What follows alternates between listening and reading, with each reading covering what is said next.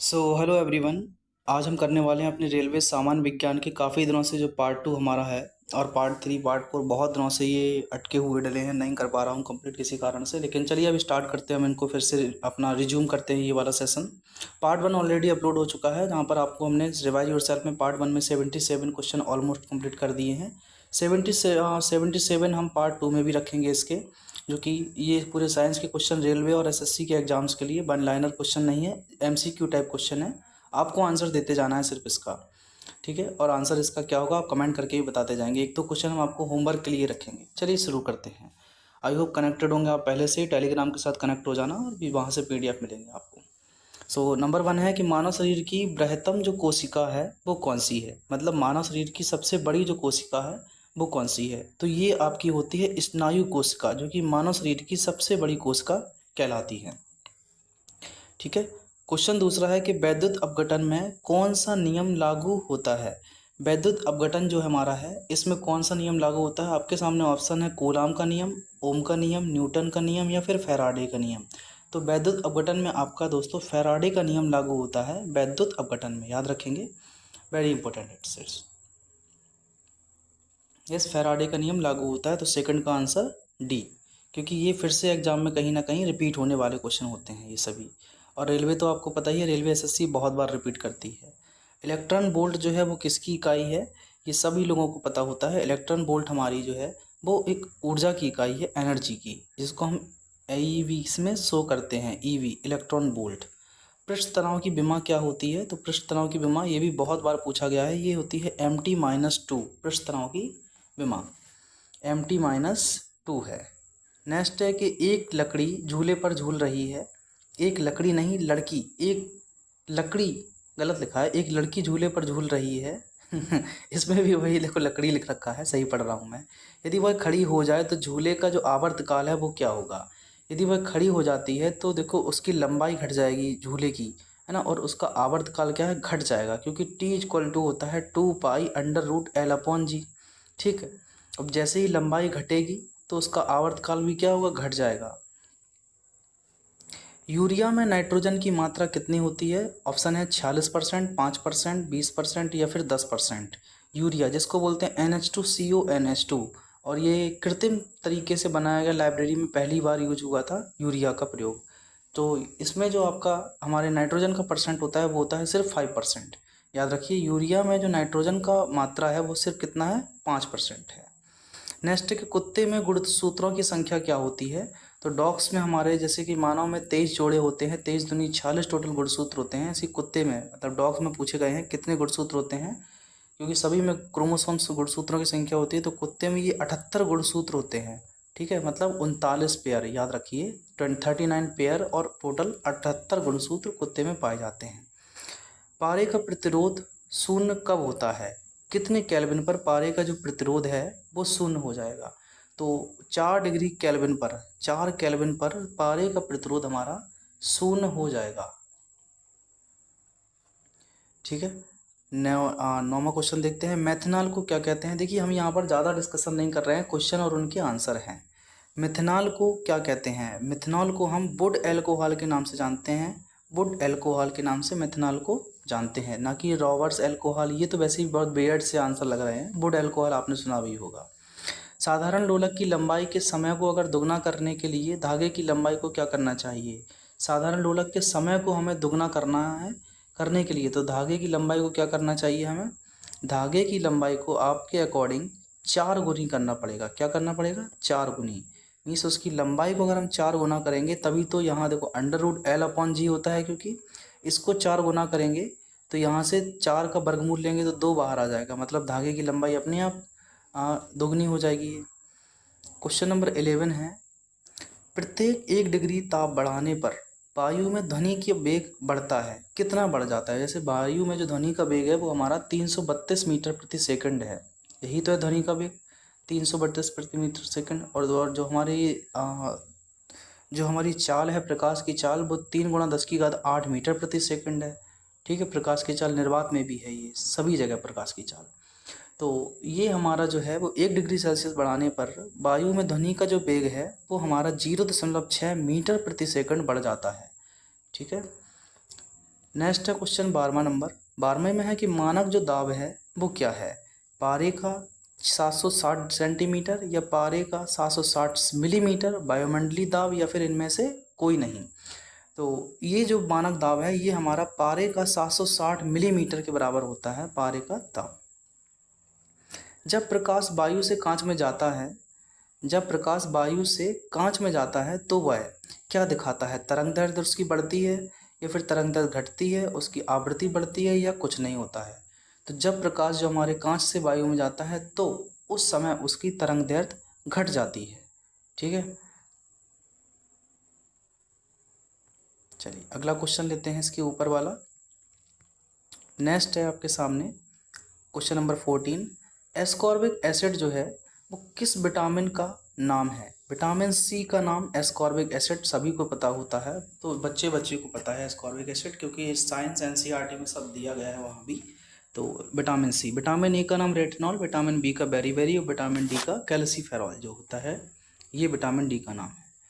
Question number 15। ध्वनि किस रूप में यात्रा करती है। तो ध्वनि हमारी जो है ये आपकी अनुदैर्ध्य तरंगों के रूप में यात्रा करती है, और जल पे जो तरंग निकलती हैं वो होती हैं अनुप्रस्थ तरंगें। तो ध्वनि हमारी अनुदैर्ध्य तरंगों के रूप में यात्रा करती है। सोनार का प्रयोग किस लिए किया जाता है। सोनार का प्रयोग हमारी समुद्री यात्राओं के द्वारा किया जाता है, क्योंकि समुद्र में हमें दूरियां देखनी पड़ती हैं, समुद्र के नीचे क्या पनडुब्बी चल रही है, उसके लिए हम सोनार विधि का प्रयोग करते हैं। सूर्य में जो नाभिकीय ईंधन है वो क्या है, ये हमारा हाइड्रोजन है। सूर्य, क्योंकि हाइड्रोजन के आयंस कभी सूर्य में ना खत्म होने वाले हैं ना कभी होंगे, ये जिंदगी भर तक, जब तक कि सूर्य है तो ये कभी भी नहीं खत्म होने वाले हैं। तो सूर्य का जो नाभिकीय ईंधन है वो हाइड्रोजन है। शरीर के द्वितीय सबसे बड़ी ग्रंथि कौन सी है। तो सबसे पहली तो हमने देखो स्नायु वाली पढ़ी थी, दूसरा पूछा गया है शरीर में सबसे बड़ी ग्रंथि जो हमारी वो होती है अग्नाशय, इसको हम लीवर बोलते हैं। ठीक है, नहीं पैनक्रियास बोलते हैं, अग्नाशय पेट होता है ना, स्टोमक, वही है, यकृत लीवर होता है अग्नाशय। नेक्स्ट है नेत्र गोलक किस सेट द्वारा चालित होता है। नेत्र का जो गोलक है वो किस सेट द्वारा चालित होता है और कितनी मांसपेशियों के द्वारा। देखो 4 मांसपेशियों से, 6 मांसपेशियों से, 8 मांसपेशियों से या फिर आपकी 10 मांसपेशियों से। तो नेत्र का जो गोलक है वो 6 मांसपेशियों से चलित होता है, यह क्षेत्र 6 मांसपेशियों की सहायता से चालित होता है। क्वेश्चन नंबर 20 है कि सभी अम्लों में सबसे अधिक समान तत्व कौन से हैं, जैसे कि हाइड्रोजन, ऑक्सीजन, क्लोरीन या गंधक। तो सभी जितने भी हमारे एसिड्स हैं उनमें सबसे अधिक समान तत्व आपको देखने को मिलेंगे वो हाइड्रोजन के मिलेंगे। क्वेश्चन नंबर 21 आपके सामने है। ऑक्सीकरण को किस रूप में परिभाषित किया जाता है, क्या है।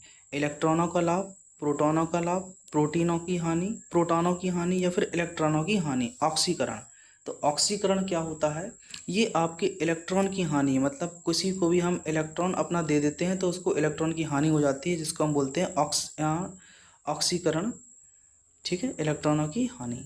अम्ल का स्वाद कैसा होता है, तो जिस पदार्थ का जो पीएच वैल्यू 7 से कम होगी तो वो एसिड होते हैं, तो अम्ल का पदार्थ हमारा खट्टा होता है।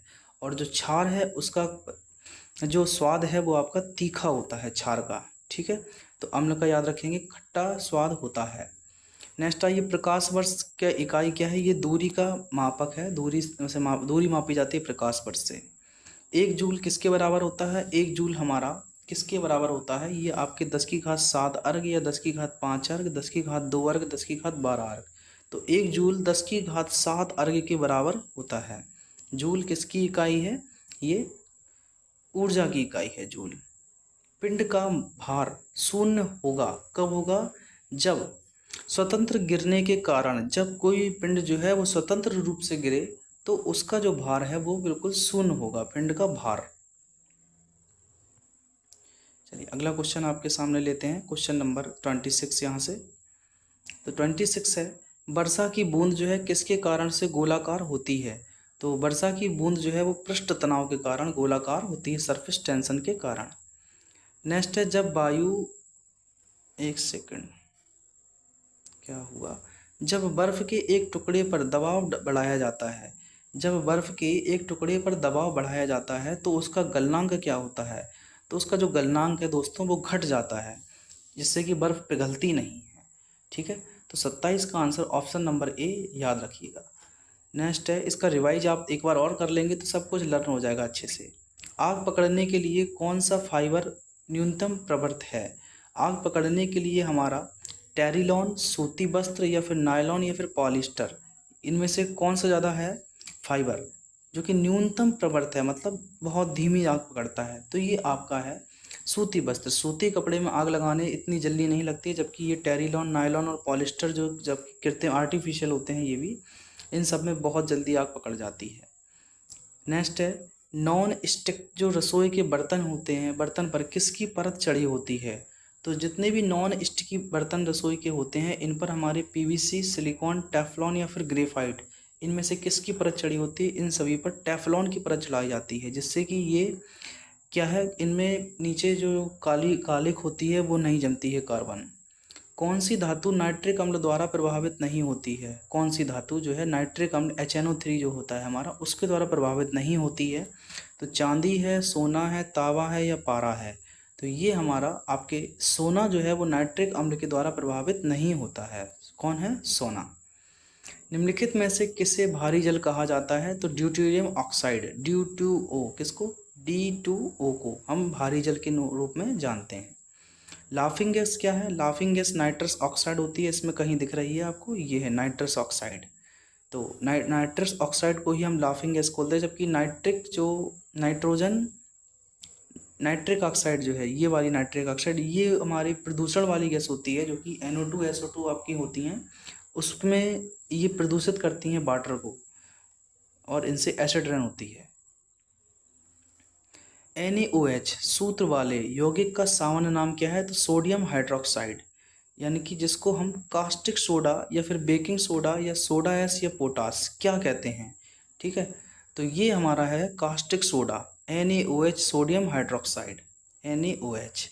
निम्न में से किससे ध्वनि का संचरण नहीं हो सकता है? इस्पात से हो सकता है, वायु से हो सकता है, पानी से भी हो सकता है भाई साहब, लेकिन निर्वात से ध्वनि का संचरण नहीं हो सकता है। निर्वात से प्रकाश का संचरण हो सकता है, ना कि ध्वनि का।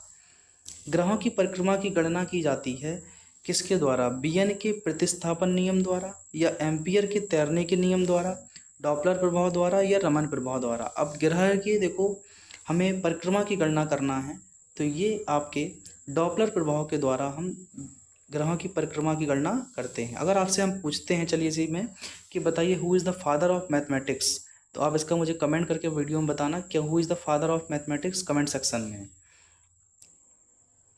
मानव शरीर में एक तो who is the father of mathematics and who is the father of zero, zero का किसने आविष्कार किया था? उनके दोनों के नाम लिख के आप बताइए, दोनों साइंटिस्ट जो हमारे हैं उनके बारे में। मानव शरीर में धमनियाँ क्या कार्य है? रक्त को हृदय तक पहुंचाना, फेफड़ों को जोड़ना, शरीर से हृदय से रक्त को लाना या फिर कोई नहीं। तो मानव शरीर में धमनियों का जो कार्य है, सिराओं को कार्य होता है कि रक्त को हृदय तक पहुंचाती हैं सिरा, लेकिन धमनियों का जो कार्य होता है वो होता है हृदय से रक्त को लाना, हृदय से लाना और पूरे शरीर में उसका संचरण करना, ये होता है धमनियों का कार्य। चलिए अगला क्वेश्चन देखते हैं हम, क्वेश्चन नंबर 37। जैसा कि वादा किया है आपसे हम 77 क्वेश्चन पूरे कंप्लीट करेंगे इसमें, तो फुल 77 कंप्लीट करेंगे, उसके बाद ही आप इस वीडियो से अलग होंगे, ये याद रखिए दोस्तों। किसी तत्व के परमाणविक भार को किसमें व्यक्त किया जाता है? तो किसी भी तत्व का जो परमाणविक भार होता है, ग्राम में, मिलीग्राम में, किलोग्राम में या परमाणु द्रव्यमान इकाई में। तो किसी भी तत्व का जो परमाणविक भार है उसको हम परमाणु द्रव्यमान इकाई में हम क्या करते हैं? व्यक्त करते हैं। 38 है कि तापमान को कितना कम कर देने से सभी गैस शून्य आयतन घेरेंगी, मतलब सभी जो गैस हैं उनका शून्य आयतन हो जाएगा। तो ये होता है हमारा -273 डिग्री सेल्सियस, आपने भी पढ़ा है, जिसको हम परम शून्य ताप के नाम से जानते हैं। तो तापमान को -273 डिग्री सेल्सियस अगर कम कर देते हैं तो सभी गैस हमारी शून्य आयतन घेरेंगी। एंजाइम मूलतः क्या है? तो एंजाइम हमारे वसा है, शर्करा है, प्रोटीन है या फिर विटामिन है? एंजाइम क्या है? तो एंजाइम आपकी ये प्रोटीन्स होते हैं जिनको हम एंजाइम्स बोलते हैं, ये प्रोटीन्स हैं सभी। नेक्स्ट है अतिचालक एक ऐसी धातु, ऐसी वस्तु है जिसमें होती है, अतिचालक में क्या होती है? एक ऐसी वस्तु है जिसमें कि अत्यधिक प्रतिरोधकता होती है या फिर शून्य प्रतिरोधकता होती है, उपरिमित प्रतिरोधकता है या फिर ऋणात्मक प्रतिरोधकता है। तो अतिचालक एक ऐसी स्थिति है या ऐसी वस्तु है जिसमें आपके शून्य प्रतिरोधकता होती है। कौन सी? शून्य प्रतिरोधकता, जिसको हम अतिचालकता के रूप में जानते हैं। 1 हॉर्स पावर बराबर होता है किसके? तो 1 हॉर्स पावर आपके 1000 वाट, 746 वाट, 500 वाट या फिर 750 वाट। 1 हॉर्स पावर आपका 746 वाट के बराबर होता है। वायुमंडलीय दाब में आकस्मिक घटाव दर्शाता है। अचानक अगर किसी वायुमंडलीय दाब में घटाव आ जाए तो अचानक उससे क्या होता है कि तूफानी मौसम आने की संभावना ज़्यादा होती है, और अगर ये दाब धीमे धीमे ऊपर जाए तो स्वच्छ मौसम एवं साफ हो जाता है। इसमें आकस्मिक घटाव की बात कर रहा है, तो आपका आंसर होगा तूफानी मौसम के बारे में बता रहा है।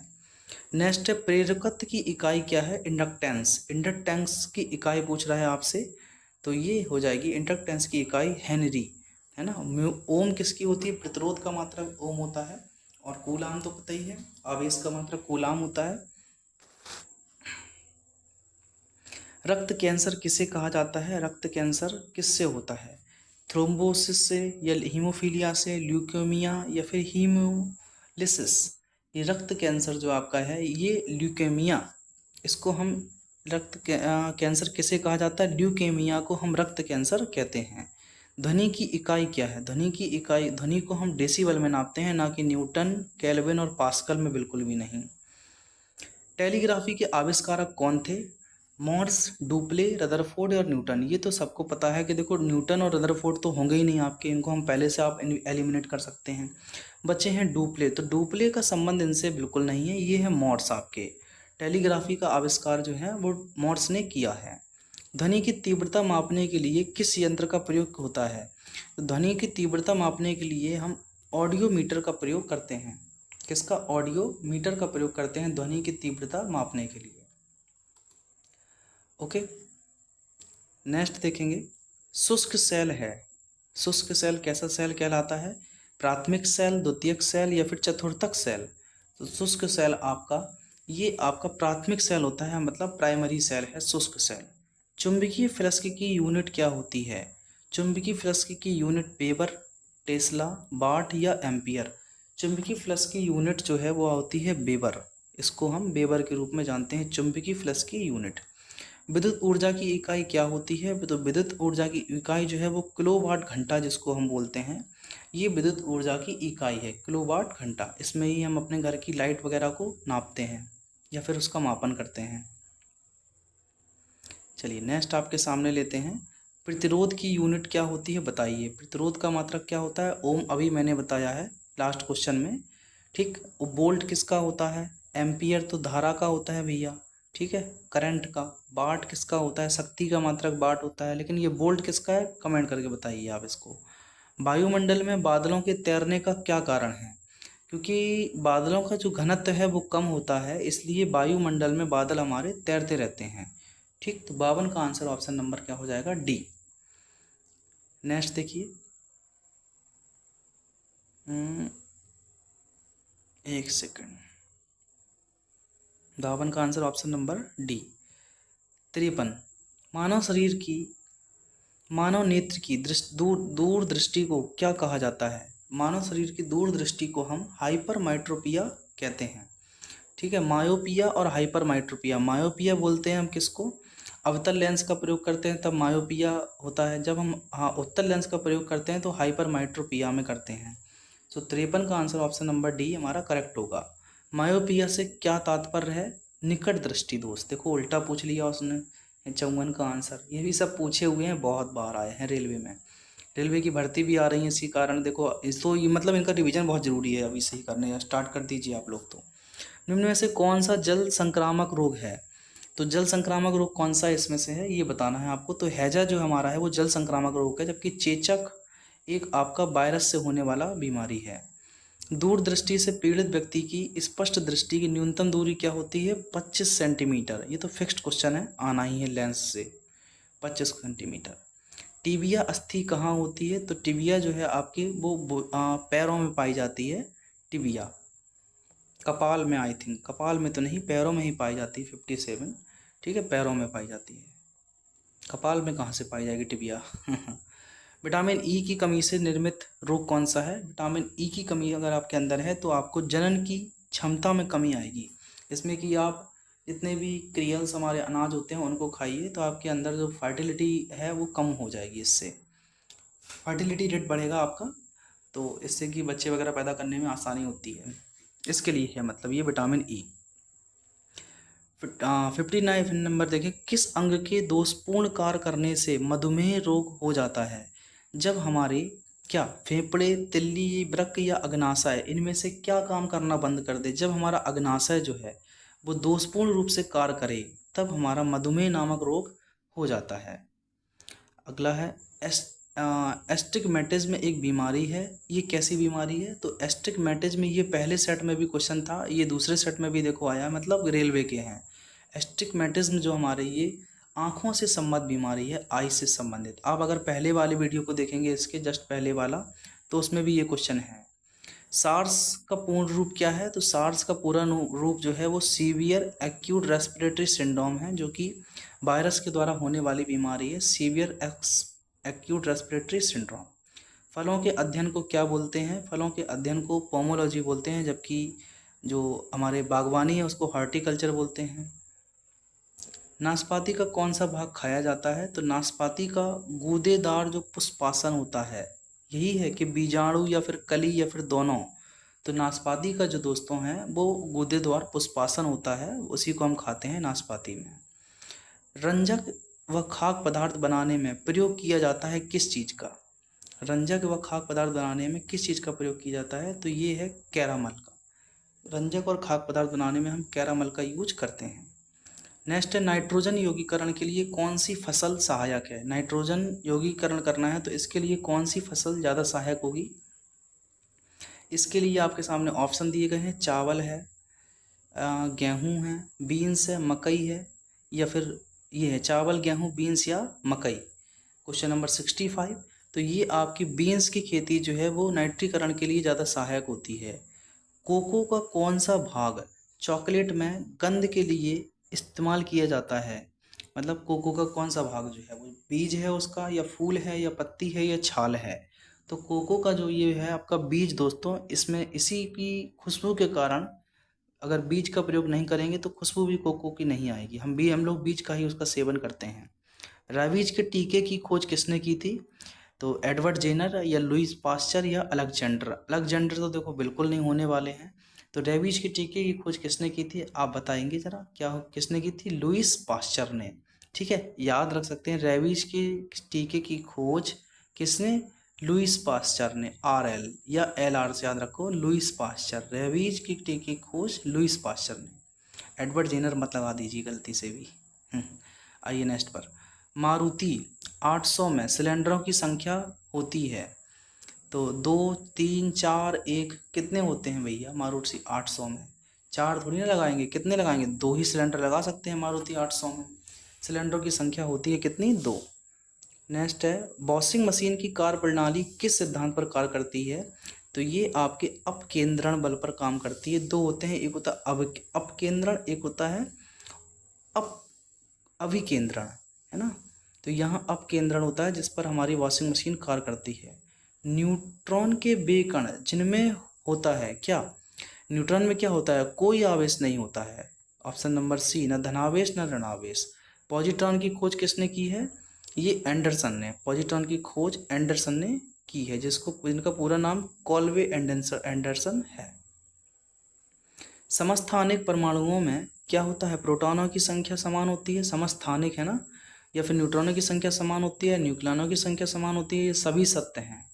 समस्थानिक जितने भी होते हैं उनमें प्रोटॉनों की संख्या समान होती है, जितने भी हमारे आइसोमर हैं, आइसोबार हैं, आइसोटोप्स नहीं, आइसोबार। एल्केन का सूत्र क्या होता है? CnH2n+2। ये एल्केन है, ये एल्कीन है CnH2n, और CnH2n-2 अगर यहाँ लगा देते हैं तो ये एल्काइन बन जाएगा। ठीक, एल्केन का सूत्र CnH2n+2। आधुनिक आवर्त सारणी जो है आधारित है किस पर? आधुनिक आवर्त सारणी आपके परमाणु क्रमांक पर आधारित है। परमाणु भार पर तो मोजले उनकी थी, मेंडलीव की परमाणु भार पर आधारित थी। ठीक है, तो आधुनिक जो है वो परमाणु क्रमांक पर आधारित है। जिप्सम का व्यापारिक नाम बताइए क्या होता है? तो जिप्सम का जो व्यापारिक नाम है वो आपका कैल्शियम सल्फेट होता है, जिप्सम, CaSO4, यही तो है जिप्सम। ठीक है, सम है इंटू 2H2O, यहाँ ये भी आता है क्योंकि ये सम है, जिप्सम है। प्लास्टर ऑफ पेरिस कहेंगे तो CaSO4 इंटू हाफ H2O, वो प्लास्टर ऑफ पेरिस हो जाएगा। क्वार्ट्ज का रासायनिक नाम क्या है? क्वार्ट्ज किसको बोलते हैं और क्वार्ट्ज का रासायनिक नाम क्या है? तो क्वार्ट्ज हम सोडियम सिलिकेट को बोलते हैं, NaSiO2, सोडियम सिलिकेट को। ठीक है, ये है क्वार्ट्ज का रासायनिक नाम। रेडियो धर्मता की खोज किसने की थी? तो हेनरी बेकरल, इसमें कहीं दिख रहे होंगे आपके, Henry Becquerel, option number first में ही है। इन्होंने रेडियो धर्मता की खोज की थी दोस्तों। तो ये टोटल 75 क्वेश्चन कंप्लीट हो गए हैं। आई होप आप इनको एक बार फिर से रिवाइज करेंगे सभी को, जिससे कि आपको अंडरस्टैंड होगा, एग्जाम में आपकी बहुत ज़्यादा हेल्प करेंगे। तो ज़रूर अगर आपको पसंद आए तो शेयर कीजिए, और टेलीग्राम से आप कनेक्टेड हो जाइए हमारे, जिससे कि आपको वहाँ पर क्विज वगैरह या फिर कोई भी इंपॉर्टेंट न्यूज़ हो मिल जाएगी। ठीक है, मिलते हैं आपसे एक नई वीडियो में। अपना ख्याल रखिए और सब्सक्राइब कर लीजिए चैनल को। साथ में कमेंट करके जाइए, कुछ हाय हेलो लिख दीजिएगा जी, या keep it up, next session कब चाहिए, ये सब चीज़ों के बारे में बता दिया करेंगे। ठीक है, थैंक यू, धन्यवाद। कल मिलते हैं आपसे फिर किसी दूसरे वीडियो में।